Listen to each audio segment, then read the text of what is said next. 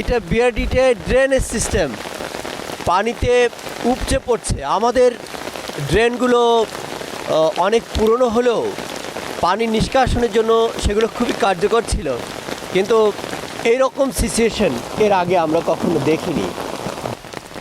বাংলোর দিকের পুকুরের ঘাট, ও মাই গড, একটা টপ ছিল এখানে।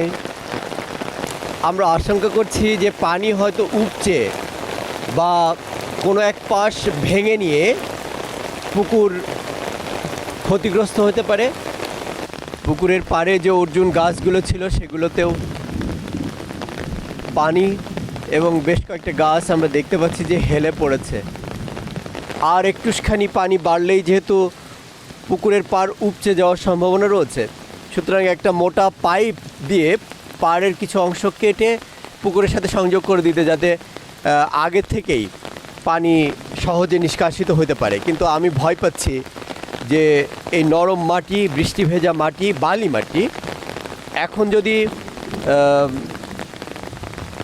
এখানে কোদাল দিয়ে কাটার চেষ্টা করা হয় তাহলে সব কিছু ভেঙে চুরে নিয়ে বেরোয় চলে যেতে পারে।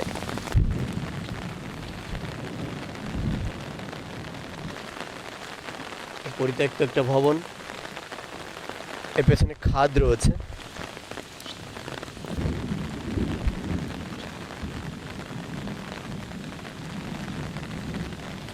সবচেয়ে বিপজ্জনক অবস্থা এই জায়গাটাতে হচ্ছে, একেবারেই সমান পাড় আর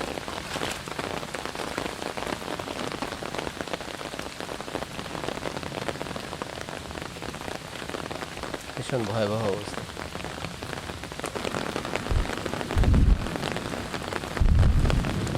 আর 12 ইঞ্চি পানি বাড়লে এটাকে আর প্রোটেক্ট করার কোনো সুযোগ থাকবে বলে মনে হচ্ছে না। সত্যিই বিপজ্জনক অবস্থা। বাইরে যে বড় খাল রয়েছে সেই খালের পানিও উপচে গিয়েছে, সুতরাং ড্রেনের পানি নিষ্কাশিত হতে পারছে না। এ কারণে ক্যাম্পাসের মধ্যে আস্তে আস্তে জলাবদ্ধতার সৃষ্টি হচ্ছে, এবং যদি এই অবস্থা আরও কিছুক্ষণ চলতে থাকে তাহলে হয়তো আমাদের আরেকটুখানি বিপদের শঙ্কা রয়েছে। দেখুন, আমাদের রাস্তা এবং ড্রেন একাকার হয়ে গিয়েছে। জেলা দপ্তরের ড্রেনগুলো ভরে গিয়েছে, এবং এখানে যদি জলাবদ্ধতা বাড়তে থাকে তাহলে জেলা দপ্তর এখনও হয়তো 2 ফুটের মতো উঁচু রয়েছে, কিন্তু আস্তে আস্তে পানি আটকে গেলে এটা বিপদ হতে পারে। অনুসন্ধান কক্ষ, গার্ডঘরের মধ্যে বোধহয় পানি ঢুকেই যাচ্ছে।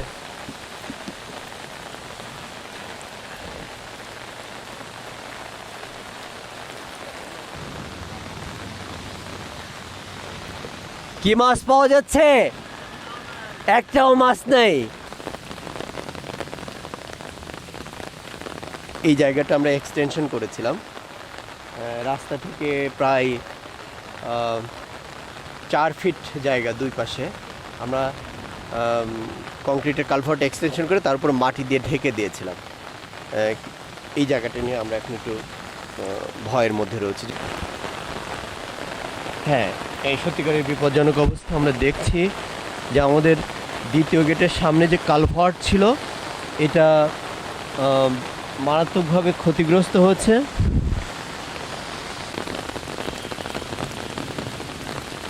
আমাদের দ্বিতীয় গেট থেকে বাইরের দিকের ওয়াল একটুখানি হেলে গিয়েছে বলে মনে হচ্ছে। ভীষণ বিদ্যুৎ চমকাচ্ছে, মেঘ ডাকছে। রাস্তায় 2-4টা গাড়ি যা চলছে হেডলাইট জ্বালিয়ে, এবং দৃষ্টিসীমা খুব সংকুচিত হয়ে পড়েছে, বেশি দূরে দেখা যাচ্ছে না।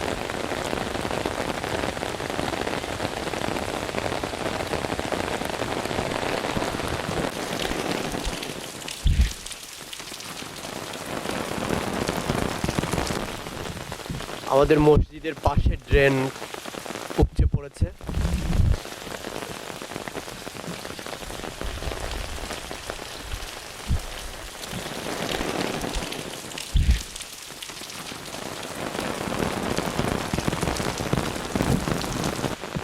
আমাদের ক্যাম্পাসের পশ্চিম পাশ দিয়ে একটা বড় খাল বয়ে গিয়েছে এবং এটা খাদিম টি স্টেট এবং আরও ভেতরে অনেক গহীনের চা বাগানের ভেতর থেকে এসছে। খালটা পানিতে টইটুম্বুর অবস্থা, তীব্র স্রোত, এবং আমরা ভয় পাচ্ছি যে খালটা উপচে আমাদের ক্যাম্পাসের মধ্যে পানি ঢুকে পড়ে কিনা, বড় বিপর্যয়ের কারণ।